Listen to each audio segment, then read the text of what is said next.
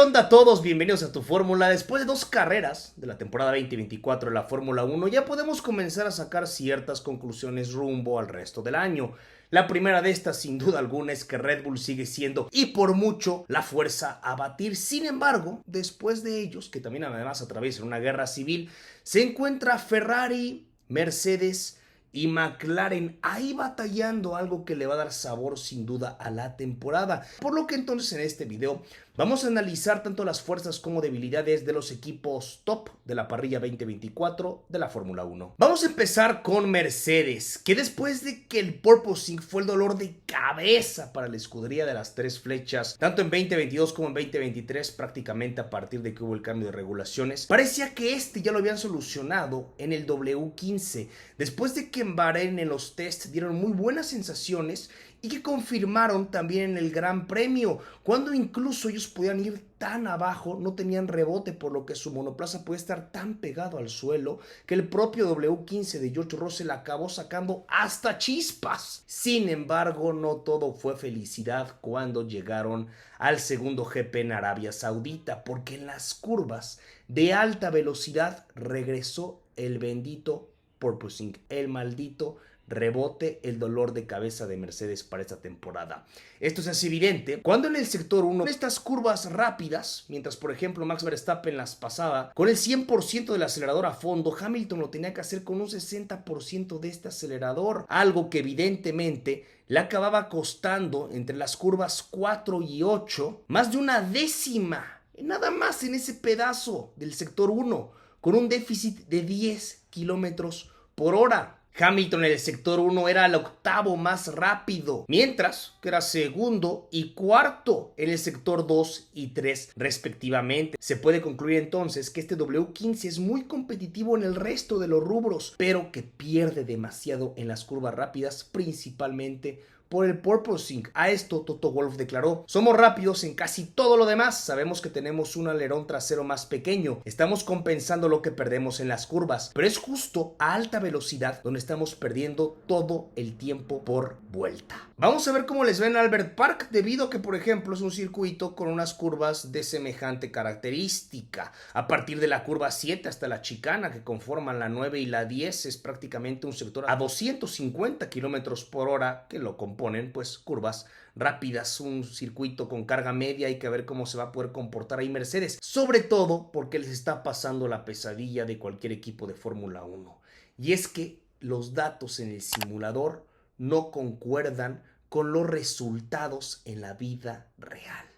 Es por eso que entonces no pueden solucionarlos en el simulador, no, tienen que estar probando en pista. Es lo peor que les puede pasar, y algo que también vienen acarreando el 2022 y el 2023. Y es por eso que Mercedes ahora se encuentra como la cuarta fuerza de la parrilla, pero no muy lejos de McLaren, que hasta ahora en ambos grandes premios, en cuanto a ritmo de carrera se refiere, han sido los terceros mejores. Sin duda alguna, el MSL38 confirma la evolución que sufrió McLaren a final de temporada. Sorprendieron a todos con ese golpe en la mesa que dieron a la hora de evolucionar, pero hay ciertos aspectos del McLaren que sí siguen arrastrando del año pasado, particularmente la velocidad punta. Es simplemente lamentable y asqueroso la velocidad punta que está presentando el equipo papaya. También en las curvas de baja velocidad están padeciendo, pero nada que ver con la velocidad punta. Para Australia y para Japón van a tener mejoras mínimas, y se espera que para Imola será cuando llegue un gran paquete de actualizaciones que esperan pueda combatir precisamente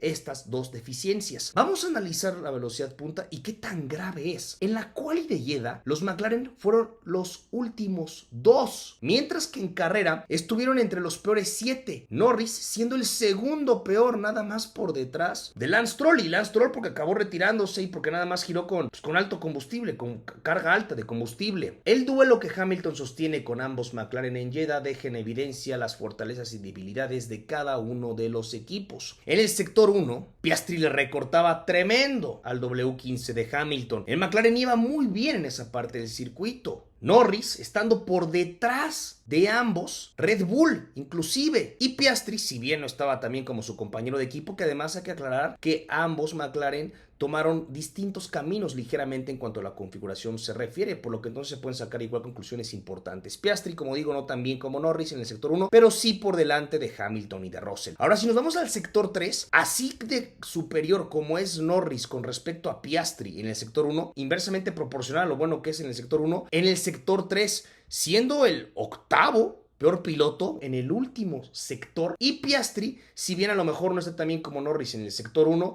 sí sigue estando por delante, por ejemplo, de Russell, es decir, no pierde tanto, pero al estar por detrás de Hamilton nos deja en evidencia lo que experimentamos en la carrera, y es que en el sector 1 se le acercaba muchísimo Piastri a Hamilton, pero a la hora de llegar al sector 3, Hamilton se volvió a separar y en velocidad punta ni con DRS le era suficiente para poder rebasar al 7 veces campeón del mundo de manera cómoda. Lo intentó en varias ocasiones, incluso una de estas acabó bloqueando, pasándose en la frenada. El duelo después del 7 veces campeón del mundo con el otro McLaren, con el de Norris al final de la carrera, también dejó en evidencia lo mismo. Ahora en esta ocasión el Mercedes se encontraba por detrás del McLaren de Norris. Norris le sacaba ventaja en sector 1, pero en sector 3 otra vez se volvía a acercar el Mercedes. Al respecto, Andrés te la dijo: cuando tienes estas curvas rápidas y fluidas en las que basta con hacer una primera entrada de dirección, el coche responde muy bien, refiriéndose precisamente al primer sector. Cuando en cambio las curvas son largas y necesitas realmente mantener el volante durante mucho tiempo, el coche cede un poco y perdemos mucho tiempo. Ahí es donde Ferrari es muy fuerte y por eso Leclerc fue tan competitivo en el último sector, justo en esa última curva. Y de aquí da pie para que analicemos a la escudería italiana,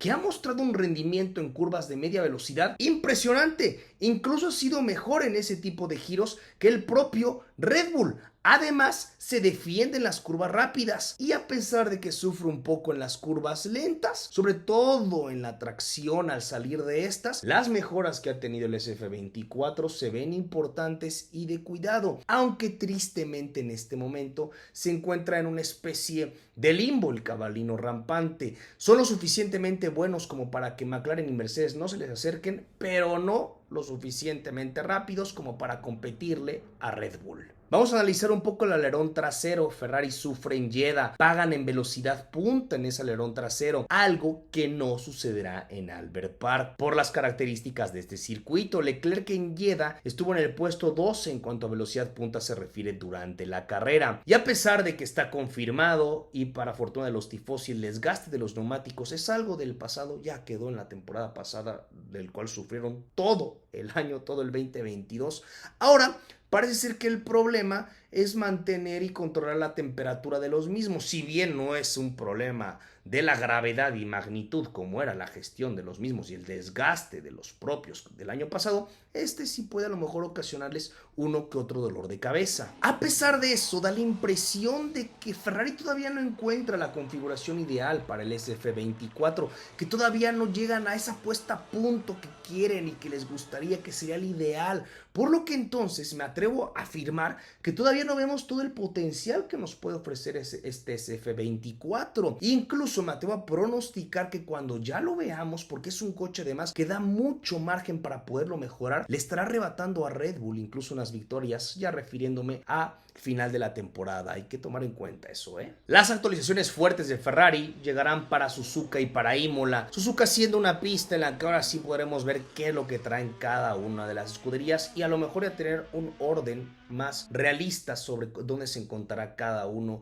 de los equipos, porque se combinan curvas de baja velocidad con curvas de alta velocidad y además una recta importante. Si nos vamos ahora con Red Bull, bueno, Red Bull, ¿qué podemos decir? Dominan prácticamente en todos los rubros. Adrian Newey lo volvió a hacer en la presentación del RB20, nos dejó boquiabierto a todos con un diseño que, como bien ya dijeron incluso los propios de Red Bull, fue la última lanzada de dados, ahora sí que el último cambio radical que hicieron, porque no van a poder hacer lo mismo para 2025, debido a que todas las escuderías, el coche que presentan para este año lo van a arrastrar para el 2025 y después ya rumbo al cambio importante de regulaciones para el 2026. A pesar de esto, parece ser que no es la bestia final del RB20 lo que estamos ahorita viendo, que incluso nos podríamos acercar ahora a un concepto de 0 pods, increíble, una locura. Podrían ser todavía mejores, todavía más rápidos. Pero ustedes díganme qué piensan al respecto, cómo creen que es el orden real, cómo creen que les va a ir en Australia, a quién le va a sentar la pista y a quién no. Como digo, Mercedes sabe cuál es el problema,